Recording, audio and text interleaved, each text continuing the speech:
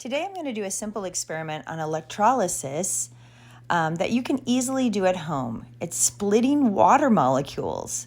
So what will happen is we'll have our water molecule, H2O, and then it's going to react with the electricity that's put through it to create oxygen gas and hydrogen gas.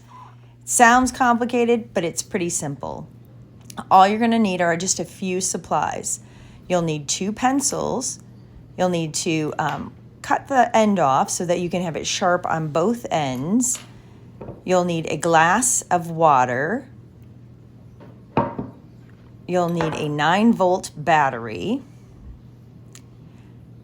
And you also need 2 wires with alligator clips. So what you'll do is you'll hook up the battery to the end of the pencils.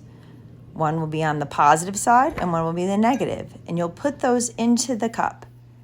And then as you watch, slowly, it will take a little bit of time, but you'll notice that the bubbles will start to come off.